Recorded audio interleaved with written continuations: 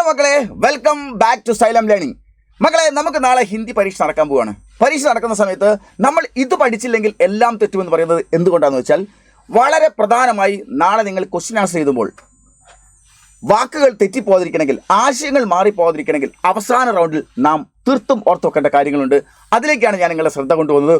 ഒന്ന്, നമ്മുടെ ഇത് കണ്ടോ, വിഭക്തി പ്രത്യയം. അതായത് ഹിന്ദി ഭാഷയിലെ രണ്ട് വാക്കുകൾ തമ്മിൽ കൂട്ടിയോജിപ്പിച്ച് വാക്യങ്ങൾ ഉണ്ടാക്കാനെങ്കിൽ നിങ്ങൾക്ക് നാളെ സഹായകരമായി തരുന്ന ഏതാനും ചില അക്ഷരരൂപങ്ങളാണ് വിഭക്തി പ്രത്യയങ്ങൾ എന്ന് പറയുന്നത്. സ്വന്തമായി എഴുതേണ്ടി വരുമ്പോൾ നമ്മൾ ഇവിടെ അർത്ഥം കൃത്യമായി മനസ്സിലാക്കുന്നില്ലെങ്കിൽ ആശയങ്ങൾ തന്നെ മറിഞ്ഞു പോകും. അതുകൊണ്ട് നിങ്ങളിത് മനസ്സിലാക്കുക. നേ എന്ന് പറഞ്ഞാൽ പ്രത്യേകിച്ച് അർത്ഥമൊന്നുമില്ല. വിഭക്തി പ്രത്യയം എന്ന് പറഞ്ഞാൽ ഹിന്ദി ഭാഷയിൽ രണ്ട് വാക്കുകൾ തമ്മിൽ കൂട്ടിയോജിപ്പിച്ച് വാക്യങ്ങൾ ഉണ്ടാക്കുന്നതിന് വേണ്ടിയിട്ടാണ്.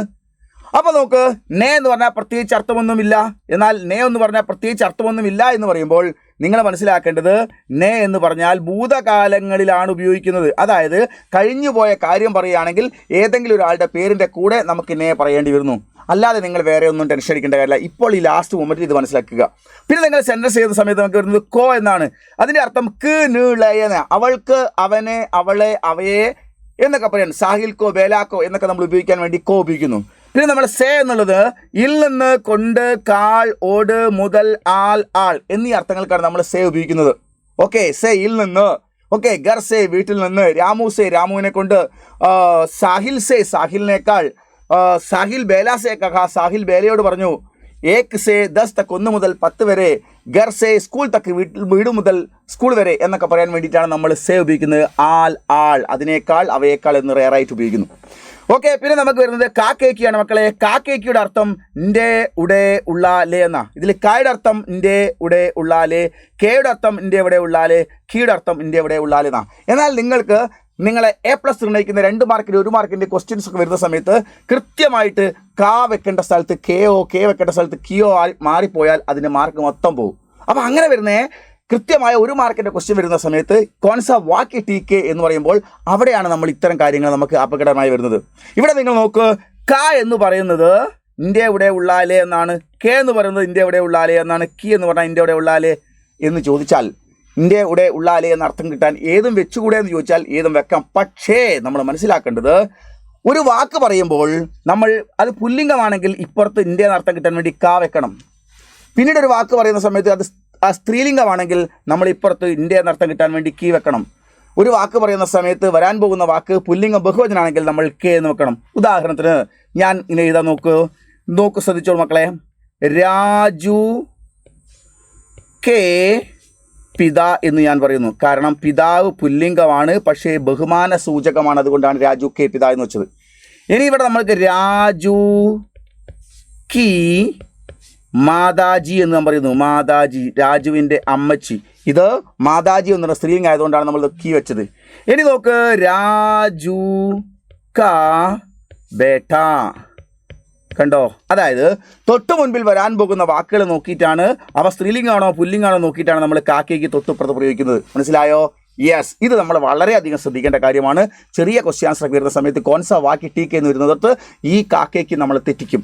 അതുകൊണ്ട് നിങ്ങൾ എവിടെയാണോ കാ വരുന്നത്, എവിടെയാണോ കെ വരുന്നത്, എവിടെയാണോ കീ വരുന്നത്, അതിന് തൊട്ട് മുൻപിൽ വരുന്ന വാക്ക് പുല്ലിംഗമാണെങ്കിൽ ക എന്നും, പുല്ലിംഗം പ്ലൂറലാണെങ്കിൽ കെ എന്നും, സ്ത്രീലിംഗം സിംഗുലറോ പ്ലൂറലാണെങ്കിൽ ഇപ്പുറത്ത് ഇന്ത്യ എന്നർത്ഥം കിട്ടാൻ വേണ്ടി കീ എന്നുമാണ് വെക്കേണ്ടത്. ഓക്കെ, ഇനി നമ്മൾ പഠിക്കേണ്ടത് മേം എന്നാണ്. ഒരു വരയും കുത്തും, അതിൻ്റെ അർത്ഥം ഇൽ എന്നാണ്. മേം എന്ന് പറഞ്ഞാൽ എന്താണ്? ഇൽ എന്നാണ്. ജേബ് മേം, പോക്കറ്റിൽ, സിർ മേ, തലയിൽ, ഗർ മേം, വീട്ടിൽ നിന്നൊക്കെ പറയാൻ വേണ്ടി മേം നമ്മൾ ഉപയോഗിക്കുന്നു. മേം എന്ന് പറഞ്ഞാൽ ഇൽ എന്നാണ്.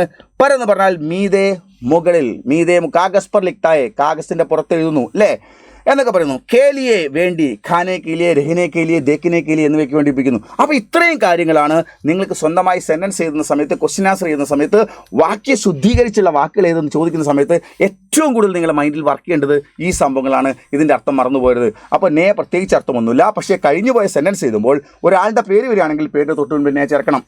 ഓക്കെ, പിന്നെ കോ എന്ന് പറഞ്ഞാൽ ക് നീളയെ എന്നാണ്. സേ എന്ന് പറഞ്ഞാൽ ഇൽ നിന്ന്, കൊണ്ട്, കാൾ, ഓട് മുതൽ ആൾ എന്നാണ്.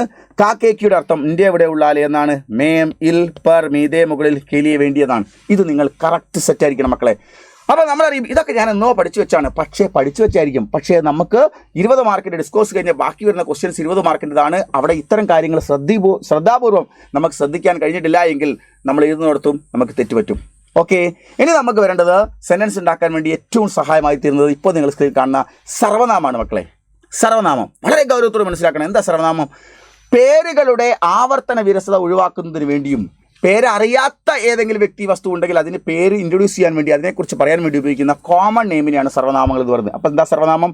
ഭാഷയിലെ പേരുകളുടെ ആവർത്തന വിരസത ഒഴിവാക്കുന്നതിന് വേണ്ടിയും പേരറിയാത്തവയുടെ പേരിൻ്റെ സ്ഥാനത്ത് വെച്ച് കൊടുക്കാൻ ഉപയോഗിക്കുന്ന ഒന്നിൻ്റേതുമല്ലാത്ത എല്ലാത്തിനും ഉപയോഗിക്കാവുന്ന കോമൺ നെയിമിനാണ് സർവനാമങ്ങൾ എന്ന് പറയുന്നത്. ഇതും കൃത്യമായിട്ട് അർത്ഥം തെറ്റിപ്പോകാതെ പഠിച്ചു വെക്കണം. എങ്കിലേ നാളെ നിങ്ങൾക്ക് കോൺവെൻസേഷനൊക്കെ കൃത്യമായിട്ട് എഴുതാൻ പറ്റുള്ളൂ, ഡയറി എഴുതാൻ പറ്റുള്ളൂ. ഓക്കെ, ഇതിൽ നമുക്ക് മക്കളെ സർവനാമം ഒന്ന് മേം എന്ന് പറഞ്ഞാൽ 2 വരെയും കുത്തുമാണ്. അതിൻ്റെ അർത്ഥം ഞാൻ എന്നാണ്. തൂ എന്ന് പറഞ്ഞാൽ നീയാണ്. തും എന്ന് പറഞ്ഞാൽ നിങ്ങളാണ്.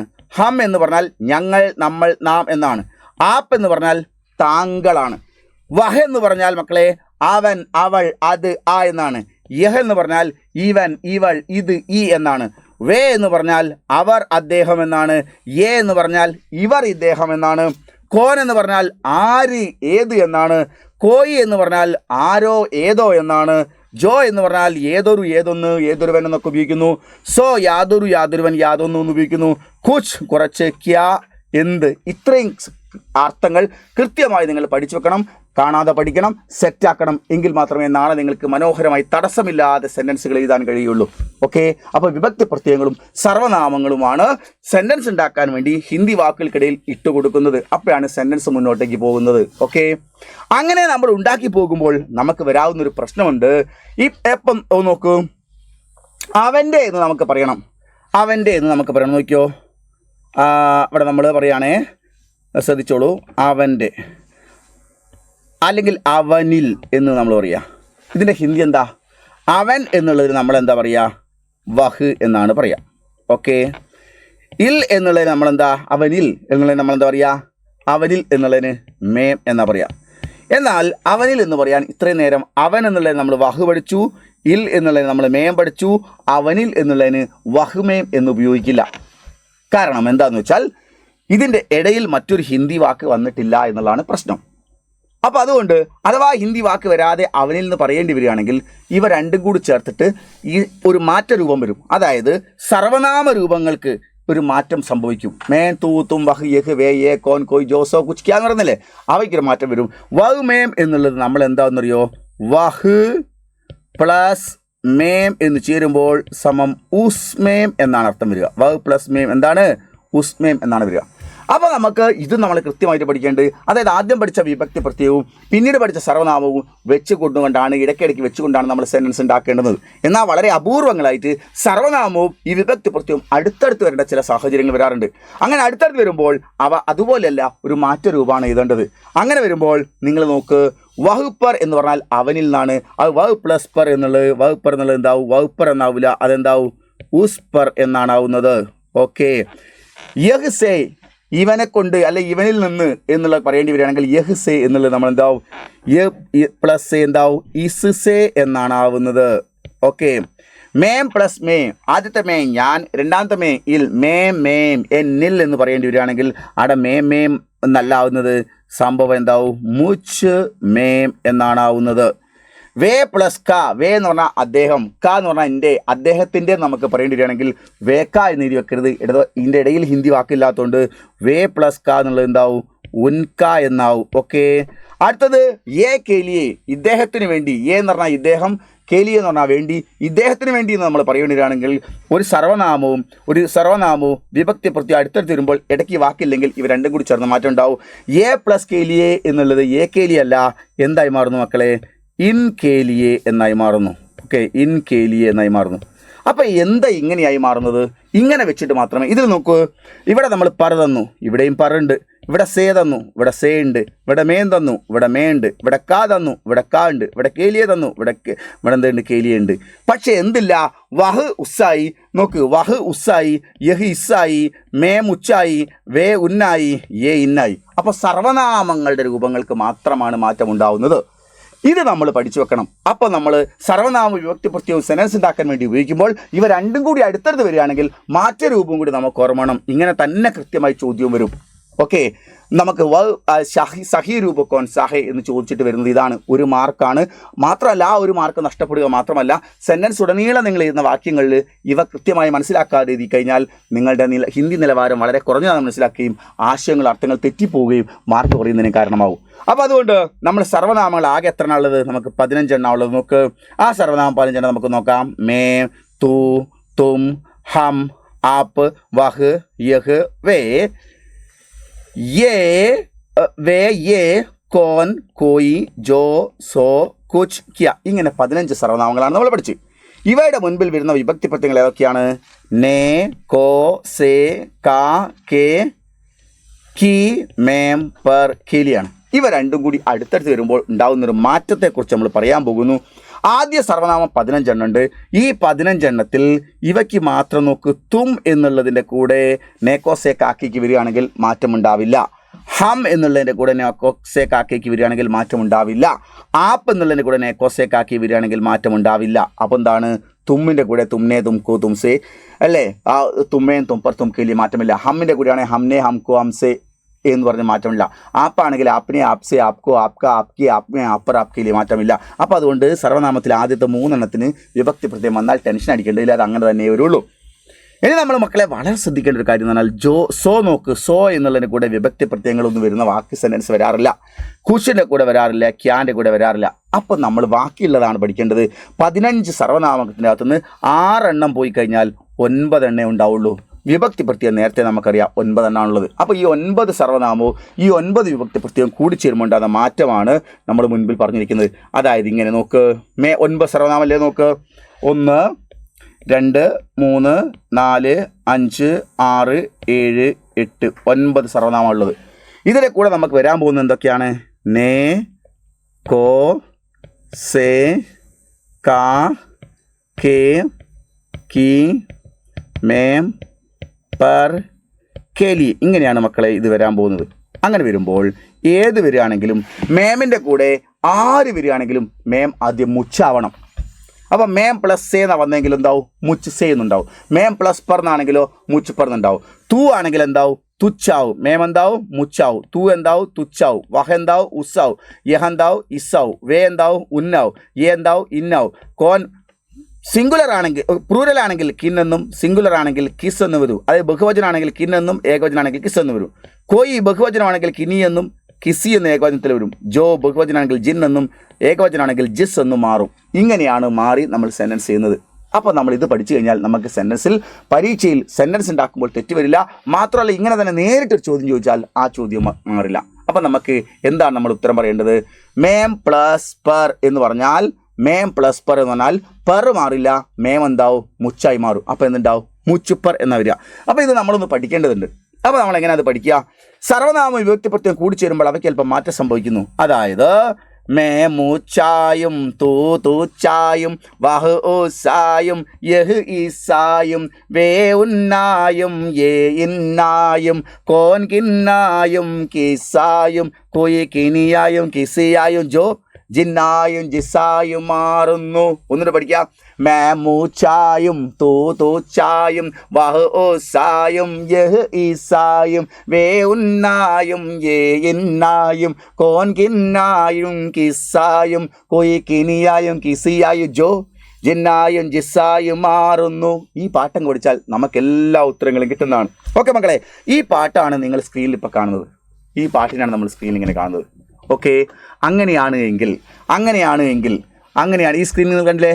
അങ്ങനെയാണെങ്കിൽ നമ്മൾ നേരത്തെ പറഞ്ഞതിലേക്ക് നമ്മൾ തിരിച്ചു പോവുകയാണ്. അതായത് നോക്കിക്കോ, ഇവിടെ നമ്മൾ നോക്കുന്നു വവ് പ്ലസ് പർ, വവ് പ്ലസ് മേ മൂച്ചായും, തൂ തൂച്ചായും, വഹ് ഉസാവും. അപ്പോൾ എന്തുണ്ടാവും ഉത്തരം?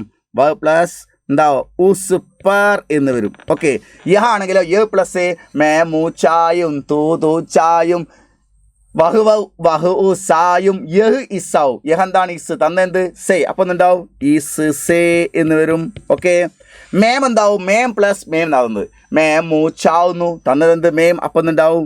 മൂച്ച് മേം എന്ന് വരും. അടുത്തത് വേ ക എന്നാണ്. മേ മൂച്ചായും, തൂ തൂച്ചായും, വഹ് ഉസായും, യഹ് ഈസായും, വേ ഉന്നാവണം. തന്നതെന്ത് ക, അപ്പോൾ എന്തുണ്ടാവും ഉൻക. ഓക്കെ, അടുത്ത എ പ്ലസ് കെ ലിയെ മേ മൂച്ചായും തൂ ചായും വഹ് സായും യഹ് ഇസായും വേ ഉന്നായും ഏ ഇന്നായും, അപ്പോൾ എന്തുണ്ടാവും ഇൻ കെ ലിയെ എന്ന് വരും. ഓക്കെ മക്കളെ, ഇങ്ങനെയാണ് നിങ്ങൾ പാട്ടും പാടി മാർക്ക് സ്വന്തമാക്കുന്നത്, തെറ്റാതെ സെൻറ്റൻസ് ചെയ്യുന്നത്. ഓക്കെ, അപ്പോൾ ഇത് നമ്മൾ മറന്നു പോകരുത്. പക്ഷേ നമ്മളോട് ഇങ്ങനെ ഒരു ചോദ്യം വരികയാണ്, ആകെ കൺഫ്യൂഷനായി. പാട്ടൊക്കെ നമ്മൾ പഠിച്ചു, അങ്ങനെയാണെങ്കിൽ സഹി രൂപ കോൻ സാഹ എന്നൊരു ചോദ്യം ചോദിച്ചു. എന്നിട്ട് നമ്മളോട് ചോദിക്കുന്ന ചോദ്യം ഇങ്ങനെയാണ് ആ ചോദിച്ച ചോദ്യം. ആ ചോദിച്ച ചോദ്യം ഇങ്ങനെയാണ് മക്കളെ, ഇങ്ങനെയാണ് നിങ്ങളോട് ചോദിക്കുന്നത്. നോക്കൂ, സഹി രൂപ കോൻ സാഹേ വവ് പ്ലസ് കോ എന്ന് പറഞ്ഞാൽ നമുക്കറിയാം വവ് പ്ലസ് കോ ഉസ്കോ എന്നാണ്. മേ മൂച്ചായും തൂ ചായും വഹ് ഉസ്സാവണം. പിന്നെ തന്നത് കോ ആണ്, ആ കോ വെച്ചാൽ മതി ഉസിൻ്റെ കൂടെ. പക്ഷേ വവ് പ്ലസ് കോ തന്നിട്ട് ഉസ്കോ എന്നില്ല, അവിടെ ഉൻകോ ആണ്, വഹുക്കോ ആണ്, വേക്കോ ആണ്, ഉസയാണ്. ഇതിൻ്റെ അകത്ത് ഏതാ ശരി? വവ് പ്ലസ് കോ എന്ന് പറഞ്ഞാൽ ഉസ്കോ ആണ്. ഉസ്കോ ഇല്ല എങ്കിൽ നിങ്ങൾ അവിടെ എന്താണ്? ഉസയാണ് ശരി. അതെങ്ങനെ സംഭവിക്കുന്നു? അതിൻ്റെ ഉത്തരമാണ് ഇവിടെ കൊടുക്കുന്നത്. വവ് പ്ലസ് കോ എന്ന് പറഞ്ഞാൽ ഉസ്കോ എന്നാണ്, അതിൻ്റെ ഷോർട്ട് ഉസ എന്നാണ്. എപ്പോൾ? അതായത് മക്കളെ നിങ്ങൾ മനസ്സിലാക്കുക, കോ എന്ന് പറയുന്ന സാധനം വരികയാണെങ്കിൽ മാത്രമേ ഈ പ്രശ്നമുള്ളൂ. സേ വരികയാണെങ്കിൽ ഇല്ല, അതിന് ഷോർട്ടില്ല. മനസ്സിലായോ? അതായത് നിങ്ങൾ ശ്രദ്ധിച്ച് നോക്കൂ മക്കളെ, നമ്മൾ വവ് പ്ലസ് കോ ഉസ്കോ അഥവാ ഉസേ എന്നാണ്. അതായത് ഇവിടെ നോക്കൂ, മേം എന്ന് പറയുന്നതിൻ്റെ കൂടെ വിഭക്തി പ്രത്യയങ്ങൾ നേക്കോസെ കാക്കയ്ക്ക് മേം पर के लिए ഉണ്ട്. പക്ഷേ കോ മാത്രം വരുമ്പോൾ ഉണ്ടാകുന്ന മാറ്റം, മേം വരുമ്പോൾ മുച്ചുക്കോ ആണ്, അതിൻ്റെ ഷോർട്ട് മുച്ചയാണ്. അപ്പോൾ മുച്ചുക്കോ ഉണ്ടെങ്കിൽ അതാണ് ശരി, മുച്ചുക്കോ ഇല്ല മുച്ചയാണുള്ളെങ്കിൽ അതാണ് ശരി.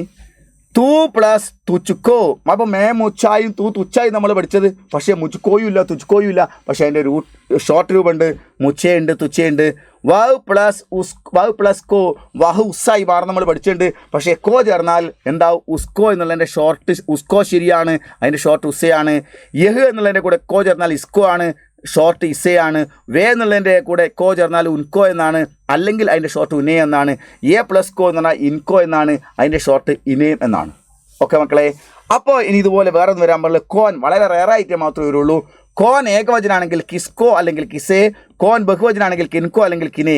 കോയിക്ക് കിസിക്കോ കിനിക്കോ എന്നേ ഉള്ളൂ, അതിന് ബഹുവചനായാലും വേറെ ഷോർട്ട് രൂപമില്ല. അടുത്ത് ജോ എന്താവുന്നു? ജിൻകോ അല്ലെങ്കിൽ ജിസേ, ജോ ജിസ്കോ അല്ലെങ്കിൽ ജിസേ, ജിൻകോ അല്ലെങ്കിൽ ജിൻഹേം എന്നാണ് വരിക. പക്ഷേ നിങ്ങൾ ഈ ഭാഗങ്ങൾ കൂടുതൽ പഠിക്കേണ്ടതില്ല, നിങ്ങൾ പഠിക്കേണ്ടത് ഈ ഭാഗമാണ്. കോ വരുമ്പോൾ മാത്രം ഒരു ഷോർട്ട് രൂപമുണ്ട് എന്നുള്ള കാര്യം പഠിക്കണം, മറന്നു പോകരുത്. ഓക്കെ മക്കളെ, അപ്പോൾ നമ്മൾ ഇങ്ങനെ വരികയാണെങ്കിൽ, നിങ്ങൾ പറഞ്ഞ പ്രകാരമാണെങ്കിൽ ഇങ്ങനൊരു ചോദ്യം വരികയാണെങ്കിൽ നോക്കൂ, ഉസ്കോമേ നിഹിത് സർവനാമം കോൺസായി. നേരെ തിരിച്ച് സർവനാമം കണ്ടുപിടിക്കാൻ നമ്മളോട്, കൂട്ടിച്ചേർന്ന രൂപം മാത്രമല്ല ചിലപ്പോൾ നമ്മളോട് ചോദിക്കുക, കൂടിച്ചേർന്ന രൂപം തന്നതിന് ശേഷം അതിലുണ്ടാകുന്ന സർവനാമം ഏതാണെന്ന് ചോദിക്കും. അങ്ങനെ വരുമ്പോൾ ഉസ്കേമേ നിഹിത് എന്ന് പറഞ്ഞാൽ അടങ്ങിയ എന്നാണ്. സർവനാമം കോൺസായി എന്ന് വെച്ചാൽ വേ ഉണ്ട്, എ ഉണ്ട്, യഹ് ഉണ്ട്, വഹ് ഉണ്ട്. നോക്കൂ മക്കളെ, വഹ് വരുമോ? ഇവിടെ ഉസ്കോ എന്നാണ്, ഉസ്സാണ് ഇവിടെ ആയത് മാറി. എന്താണ്? ഉസ്കോ ആണ്. നോക്ക് നിങ്ങൾ, ഉസ്കോ എന്നുള്ളതിന് മേ മൂച്ചായും തൂ ചായും വഹ് ഉസ്സാവണം. അല്ലാണ്ട് വേ അല്ല, എ അല്ല, യഹ അല്ല. അപ്പോൾ വഹ് ഇവിടെ ഉണ്ടോ? വഹ് ഉണ്ട്. അപ്പോൾ ഏതാ ഉത്തരം ശരി? വഹ് എന്ന് പറയുന്നതാണ് ഉത്തരം ശരി അല്ലേ? മേ മുച്ചായും തൂതുച്ചായും വഹ് ഉസ്സായും യഹിസായും അല്ലേ? മേ മുച്ചായും തൂതുച്ചായും വഹ് ഉസ്സാവുന്നു. തന്നത് ഉസ്കോ എന്നാണ്, ഉസ്മേ എന്നാണ്, ഉസ്പർ എന്നാണ്. അതിലൊക്കെ ഉള്ള സർവനാമം ഏതാണ്? വഹ ആണ്. അത് മറന്നു പോകരുത്. ഇത്രയും കാര്യങ്ങൾ നിങ്ങൾ കൃത്യമായി സെറ്റാക്കിയില്ലെങ്കിൽ നാളെ തകിടം മറിഞ്ഞു പോകും. അതുകൊണ്ട് ഇത് കൃത്യമായി ഒന്ന് മനസ്സിലാക്കുക. ഇത് ഇങ്ങനെ ഒരു ചോദ്യം വവ് പ്ലസ് നേ എന്ന് പറഞ്ഞ വിഭക്തി പ്രത്യയങ്ങളും സർവനാമങ്ങളും കൂടിച്ചേരുന്ന ഒരു മാർക്കിനുള്ള ചോദ്യം ഉണ്ടാകുകയും ചെയ്യും. അതിനടിസ്ഥാനത്തിൽ നിങ്ങൾക്ക് ഏതെങ്കിലും ബാക്കി സെൻറ്റൻസുകളൊക്കെ ശരിയോ തെറ്റോ നോക്കേണ്ടി വരികയാണെങ്കിൽ ഈ ഐഡിയ മൈൻഡിൽ ഉണ്ടാവുകയും വേണം. മാത്രമല്ല, നിങ്ങൾക്ക് എല്ലാ ഡിസ്കോഴ്സുകൾ എഴുതുമ്പോൾ ഈ അർത്ഥവും കൃത്യമായി പ്രയോഗിക്കുന്നില്ലെങ്കിൽ ആ അധ്യാപകന് മാർക്കിടുന്നതിൽ നിങ്ങൾക്ക് കുറവ് സംഭവിക്കും. അതുകൊണ്ട് ഇത് കൃത്യമായിട്ട് നിങ്ങൾ പഠിച്ചു വെക്കണം. കൂടുതൽ വിവരങ്ങൾ നമ്മൾ ഇന്നത്തെ വൈകുന്നേരത്തെ ലൈവിൽ വിശദമായിട്ട് പ്രതിപാദിക്കും, വരാൻ പോകുന്ന എല്ലാ ക്വസ്റ്റ്യൻസും. അപ്പോൾ നിങ്ങൾ കൃത്യസമയത്ത് തന്നെ വൈകുന്നേരം ജോയിൻ ചെയ്യുക. നമുക്ക് സുന്ദരമായി പഠിക്കാം. ബൈ.